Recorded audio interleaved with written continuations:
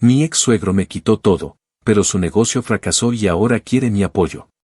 No sé ni cómo empezar porque esta situación parece sacada de una novela mala de esas que ves en la tele cuando no hay nada mejor que hacer.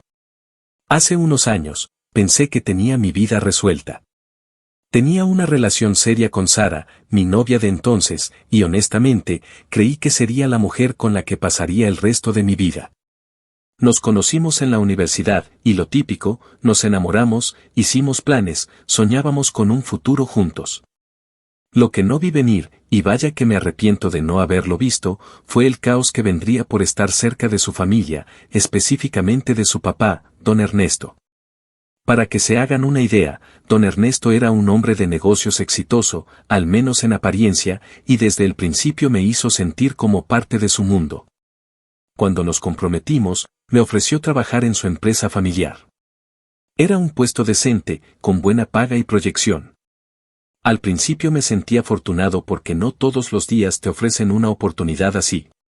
Pero las cosas empezaron a cambiar. Don Ernesto tenía una forma de ser bastante intimidante. No sé si era su estilo como jefe o simplemente su personalidad, pero siempre daba la impresión de que, si no hacías las cosas a su manera, estabas fuera. Yo quería caerle bien, quería demostrarle que era capaz, que no estaba con su hija por interés, así que trabajé duro. Muy duro. Todo parecía ir bien hasta que me pidió que firmara unos documentos.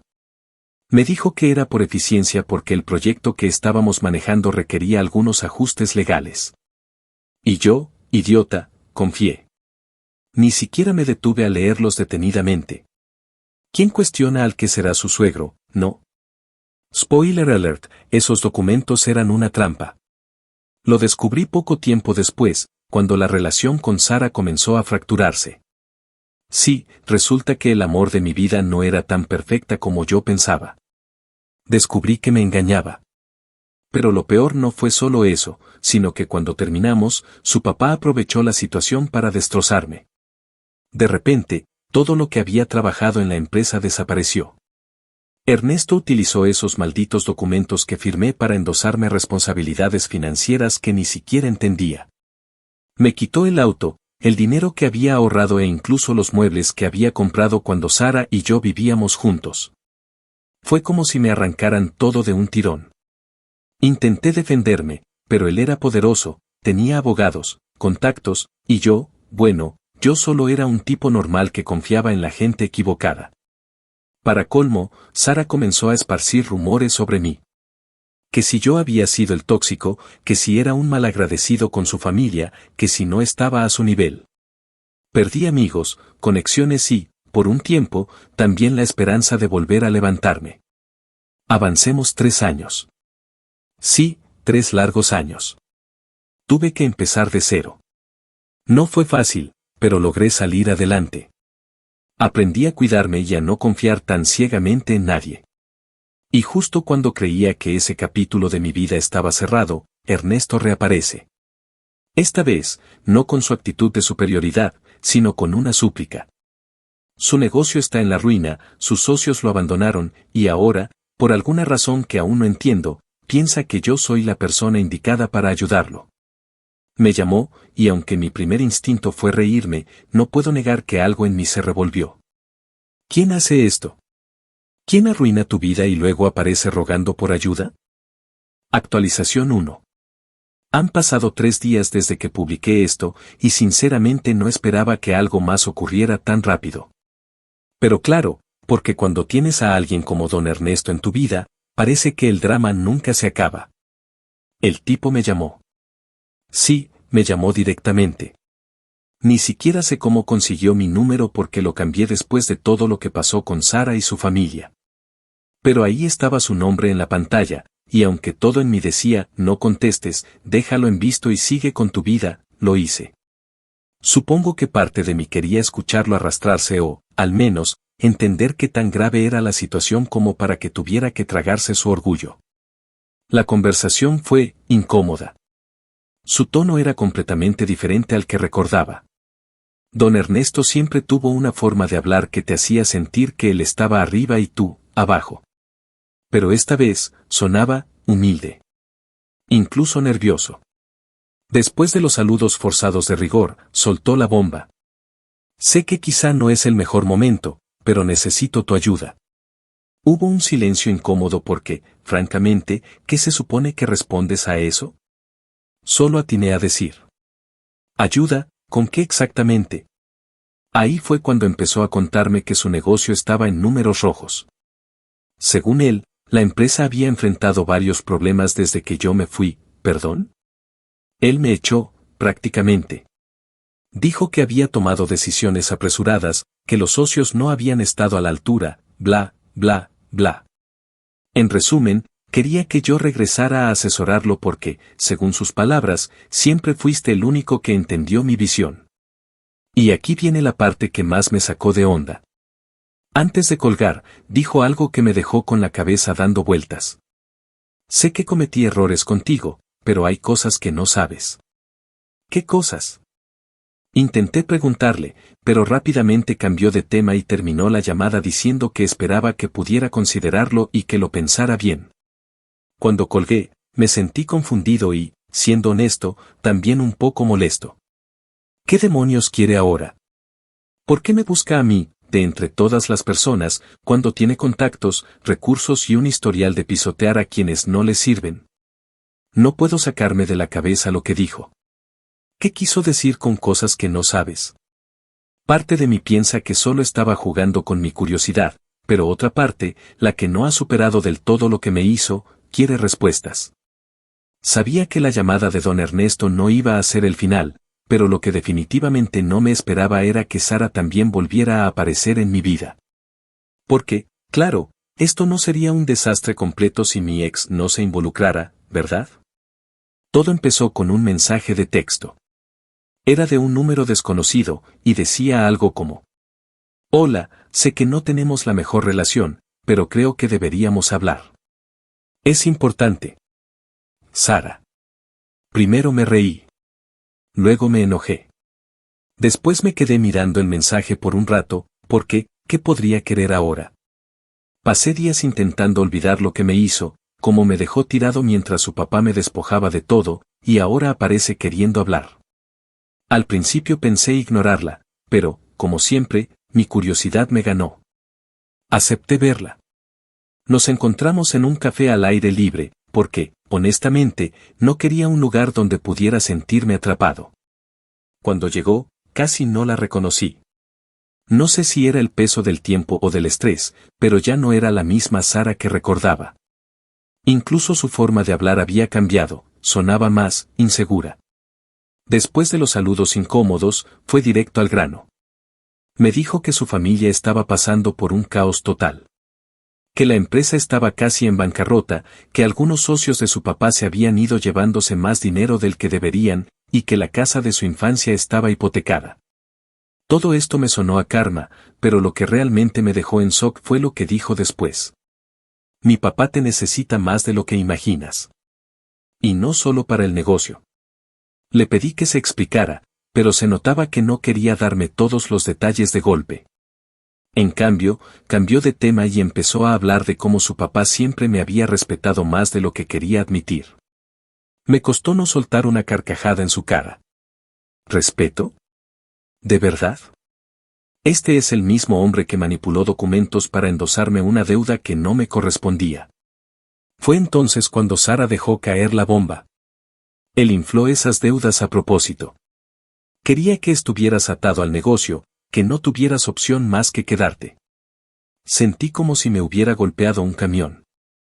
Sabía que algo estaba mal en esos contratos, pero escucharla admitirlo fue como revivir todo el dolor y la frustración de esos años. Le pregunté por qué demonios me lo estaba diciendo ahora, y su respuesta fue tan confusa como reveladora. Porque creo que él se arrepiente. Y porque necesita que alguien lo ayude. Si no, todo lo que construyó se va a perder. ¿Se arrepiente? ¿Espera que eso me importe? Me quedé en silencio, tratando de procesar lo que acababa de escuchar.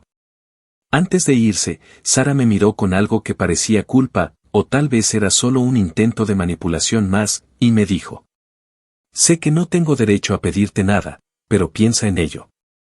No por él, sino porque tú también fuiste parte de esto en su momento. No sé qué pensar.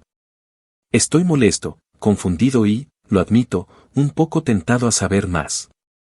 Algo en mí siente que esta historia todavía tiene cosas enterradas que no entiendo del todo. Actualización 2.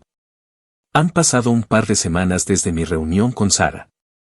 Después de esa conversación, decidí tomarme un tiempo para procesar todo. Ignoré las llamadas de Ernesto y los mensajes de Sara porque, sinceramente, no sabía qué hacer. Parte de mí quería dejar todo atrás, pero otra parte no podía dejar de pensar en esas palabras: hay cosas que no sabes, y él infló esas deudas a propósito. No voy a mentir, la curiosidad me estaba matando. Así que, después de pensarlo demasiado, y de que Ernesto no dejara de insistir con llamadas y correos, accedí a tener una reunión con él. No porque quisiera ayudarlo, sino porque sentía que merecía respuestas. Nos encontramos en su oficina, que, para mi sorpresa, estaba completamente desolada. No era ni la sombra de lo que recordaba. Las paredes estaban vacías, los escritorios abandonados, y hasta las luces parecían más opacas. Ernesto me recibió con una sonrisa nerviosa, muy lejos del hombre prepotente que solía ser. Parecía cansado, incluso derrotado. Después de un par de minutos de charla trivial, porque, al parecer, todavía tiene que fingir cortesía, fue directo al grano. Me contó que la empresa estaba a punto de quebrar y que había intentado todo lo posible para salvarla, pero nada funcionaba. Según él, había perdido la confianza de sus socios y los bancos ya no querían financiarlo. Básicamente, estaba contra la pared. Te necesito para salir de esto, dijo, mirándome como si estuviera ofreciendo un trato de oro. Casi me río en su cara. ¿A mí?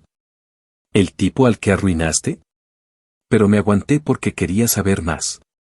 Le pregunté por qué pensaba que lo ayudaría después de todo lo que me hizo. Y fue entonces cuando dejó caer algo que me dejó helado. Sé que cometí errores contigo, pero quiero compensarte. Hay algo que descubrí sobre esos papeles que firmaste: podemos anular esa deuda. Lo miré fijamente, tratando de leer entre líneas. ¿Anular la deuda? ¿Después de años cargando con las consecuencias de su manipulación? Le pedí que fuera más claro, y me confesó que había irregularidades legales en los contratos. En otras palabras, él sabía desde el principio que los documentos eran un desastre, pero ahora estaba dispuesto a usar eso como moneda de cambio. Si me ayudas, haré que todo eso desaparezca. Podríamos incluso revisar si hay algo que puedas recuperar.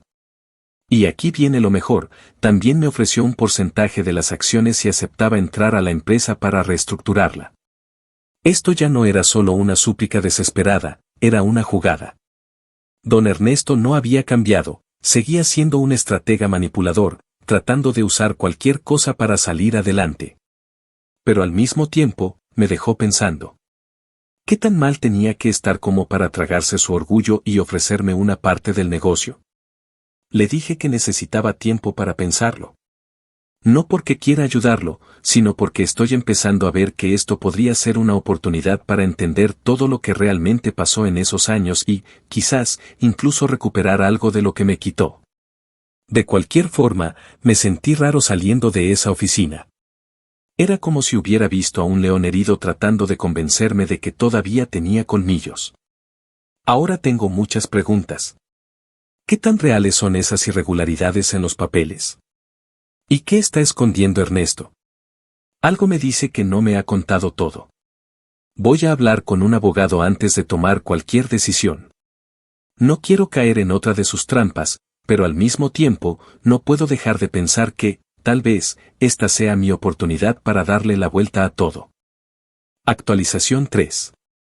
Ha pasado una semana desde mi reunión con don Ernesto. En ese tiempo, seguí mi instinto y busqué a un abogado, alguien que pudiera revisar esos documentos que firmé hace años. Me costó bastante desempolvar los papeles, no solo porque físicamente estaban en cajas guardadas en un rincón olvidado de mi departamento, sino porque emocionalmente fue como abrir viejas heridas. Para mi suerte, encontré a alguien recomendado por un amigo, un abogado especialista en contratos corporativos. Vamos a llamarlo Luis. Cuando le expliqué mi situación, su reacción inicial fue una mezcla de sorpresa e indignación. Le dejé todos los documentos y le pedí que me dijera, con brutal honestidad, si había alguna manera de usarlos a mi favor. Pasaron unos días, y luego recibí una llamada de Luis para programar una reunión.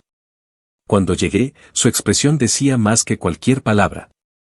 Me mostró los documentos y señaló varias irregularidades, cláusulas que eran contradictorias, firmas que parecían duplicadas y, lo mejor de todo, ciertas disposiciones que eran ilegales. Esto es un desastre, dijo, claramente asombrado de que hubiera firmado algo así. Si hubieras llevado esto a juicio en ese momento, no solo podrías haber anulado todo, sino que probablemente hubieras podido demandarlo por fraude. Esa última palabra me golpeó como un balde de agua fría, fraude. Yo sabía que Ernesto había jugado sucio, pero tener a un profesional confirmándomelo me hizo sentir dos cosas al mismo tiempo, una enorme rabia por haber sido tan ingenuo y una pequeña chispa de esperanza. Le pregunté si todavía podía hacer algo después de todo este tiempo, y aunque no me dio una respuesta definitiva, dijo que había posibilidades. Sin embargo, me dejó claro que, si quería seguir ese camino, sería una batalla larga y costosa. Tienes que decidir si vale la pena, me dijo, porque, por lo que veo, él está usando esto para manipularte de nuevo. Y aquí viene lo interesante. Luis también me hizo una pregunta que no había considerado.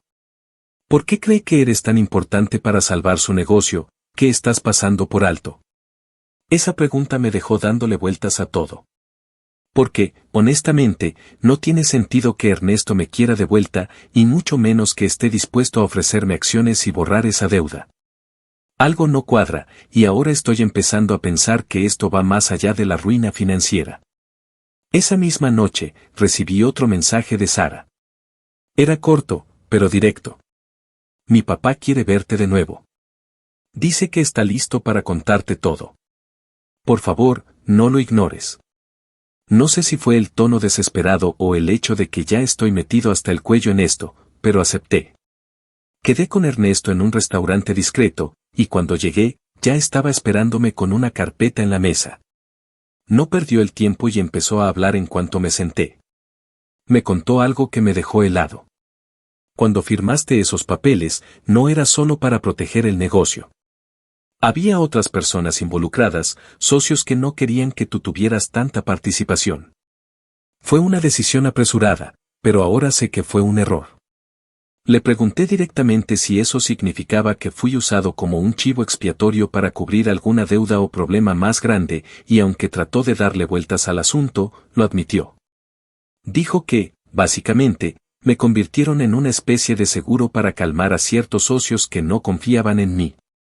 Pero aquí viene la parte más oscura, esos socios, según Ernesto, no solo están fuera de la empresa ahora, sino que fueron responsables de parte del colapso actual.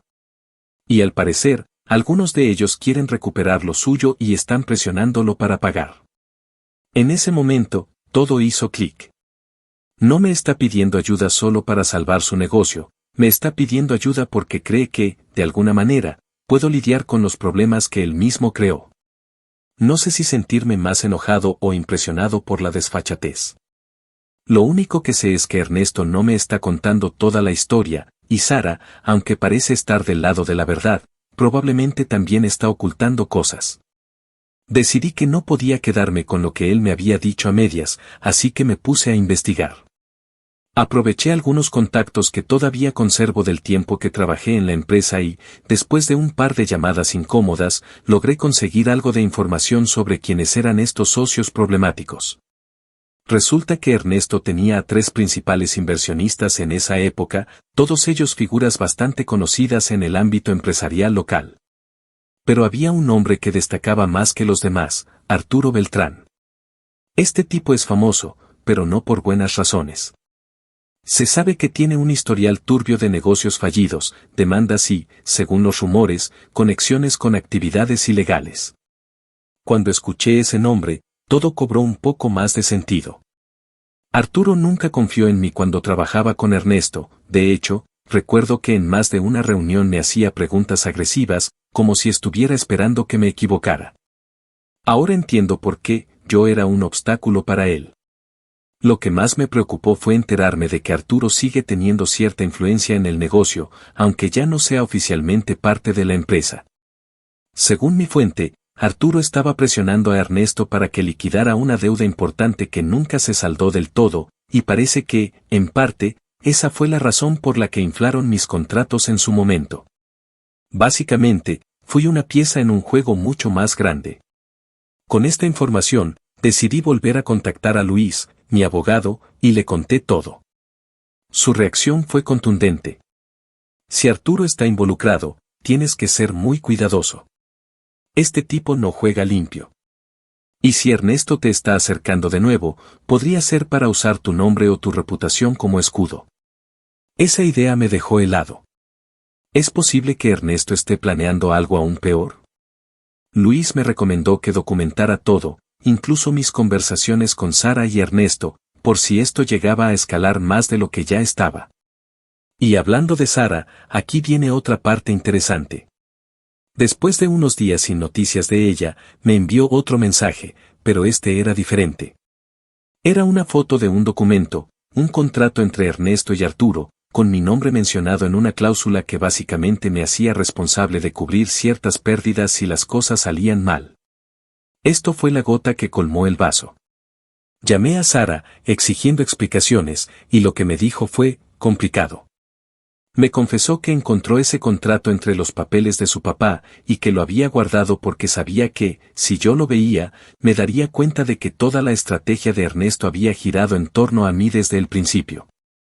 Según ella, Arturo había presionado a su papá para usarme como una especie de colchón financiero, sabiendo que yo no tenía ni idea de lo que realmente estaba firmando. Quiero ayudarte, dijo Sara, casi rogando. Pero necesito que confíes en mí. No todo es como parece. Eso último me dio escalofríos. Le pregunté directamente si estaba del lado de su papá o del mío, y aunque no respondió de inmediato, me aseguró que quería hacer las cosas bien esta vez. Pero lo peor vino al día siguiente. Recibí una llamada anónima, y al contestar, una voz grave y pausada me dijo: «Deja de meter las narices donde no debes. Esto no es tu problema». Fue breve, pero el mensaje era claro: alguien está vigilándome. Y ahora estoy casi seguro de que es Arturo. No sé cómo reaccionar. Por un lado, quiero seguir adelante con esto porque siento que, finalmente, tengo la oportunidad de descubrir toda la verdad y, tal vez, de recuperar lo que me quitaron. Pero por otro lado, estoy empezando a preguntarme si estoy metiéndome en algo mucho más peligroso de lo que puedo manejar. Estoy considerando contratar seguridad, o al menos, ser más cuidadoso con mis movimientos.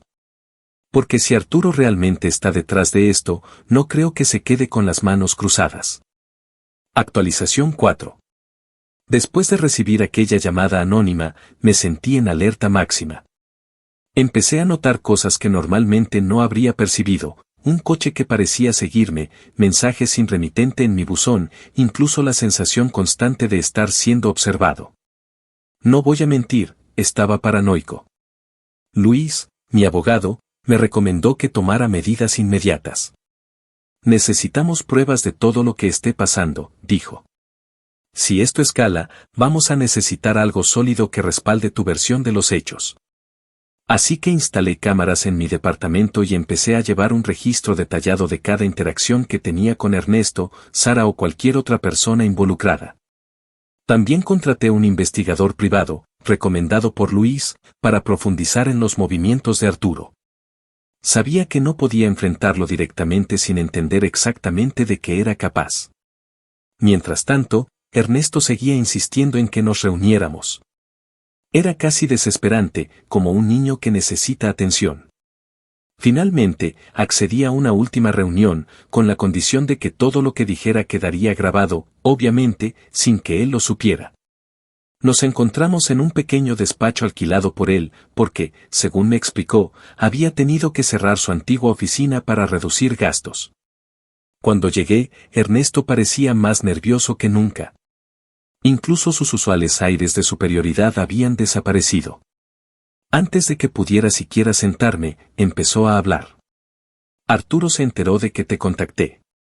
No fue mi intención meterte en problemas, Pero necesito que entiendas algo, él no solo quiere dinero, quiere asegurarse de que nadie pueda hundirlo. Le pedí que fuera directo. No estaba de humor para más rodeos. Entonces me mostró un documento, un nuevo contrato que básicamente me involucraba como mediador financiero entre la empresa y Arturo. Con promesas vagas de liquidar mi antigua deuda y un porcentaje de acciones a mi nombre si aceptaba. Me reí. En serio, me reí en su cara. Le pregunté si de verdad esperaba que yo firmara algo así después de todo lo que había pasado. Fue entonces cuando su fachada finalmente se rompió. Esto no es solo por mí, dijo, casi rogando. Él ya no confía en mí, pero cree que tú puedes calmar las aguas. Si no firmo este acuerdo, perderé todo. Y si no lo firmas tú, él vendrá por ti de todas formas. En ese momento, entendí lo que Ernesto estaba tratando de hacer, estaba intentando usarme como su última línea de defensa. No solo quería que asumiera su culpa, sino que me pusiera en el frente de batalla con Arturo. Y aunque parte de mí quería gritarle que se fuera al infierno, sabía que necesitaba mantener la calma. Le dije que no firmaría nada sin revisar todo con mi abogado.